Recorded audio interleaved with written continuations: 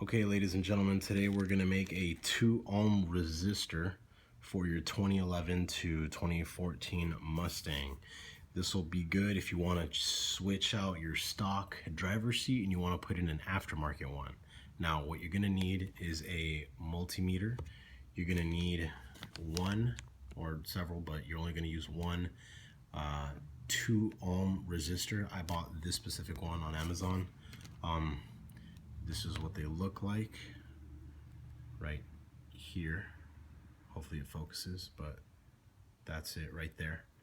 And then you're gonna need this. It is a resistor from the Ford dealership, but this one gives you too high of a resistance. This is the part number on that. Now with the multimeter, what you're gonna notice on this specific one, it's a $5 one from Harbor Freight, so obviously it's not very good. Just watch the resistance. When I touch it together, it should have 0 resistance, but it's marking me at about 0.6 to 0.7 too high. So automatically, every time I test resistance, I'm gonna reduce it by 0.6 or 0.7. As you can see, I'm touching them together. It should have 0 resistance, but it's still giving me too high. Also, if I put the multimeter, plug it into here, it should read about 7, because this is for the older Mustangs, I believe. Give me a second here. Yeah, again, 7.6 is what it's giving me, 7.5. This should be at 2 ohms. Plugged into there, it should be at 2 ohms. But again, it's too high. It's at 7.6, 7.5, 7.8, around there. So we're gonna make that change. First thing we're gonna do is we are going to cut the top off of this factory resistor right here.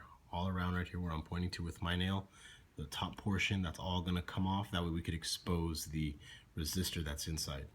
Okay, and when you remove that top, this is what it should look like right there.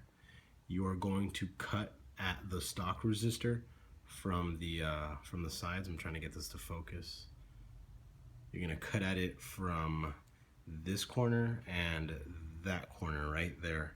You're going to solder it in. The 2 ohm resistor, which I'm trying to get a grip of, which is that one right there. That's the one that you're gonna put in the place of this one right here. And this is that 2 ohm resistor that I'm talking about right here. If you look at the multimeter back here, you'll see that it's reading 2.6. Again, remember it's reading a little bit high, so this is a 2 ohm resistor. And you're gonna snip it there and right there. There you go. 20 minutes later. Okay, so after trying to weld, I pretty much gave up. It was really difficult. These things are way too big, and that is way too much, whatever alloy that is, to weld this. So this is what I did instead. Let me see if I can get this to focus.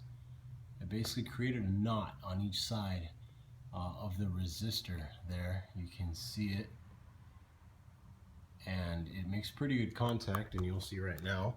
I'll bang it on this thing, you know, bang it around. Obviously the car's not going to be off-roading. And yeah, I'm going to test it right now with the reader.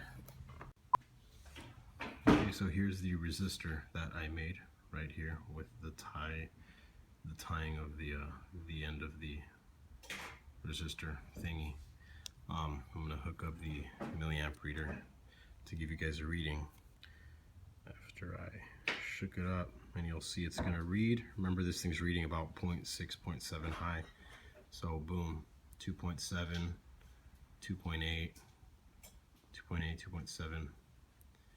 And yeah, that's basically it. It's 2 ohm. That should be working. And there you have it. That is how you make a 2 ohm resistor for the driver's side if you ever want to replace the driver's side seat with an aftermarket seat that doesn't have that side airbag, there it is. Here's the cap. Just put the cap on top, and then ideally you would want to put, tape, electrical tape all over this to keep it protected, and plug it in, and you're good. No airbag light.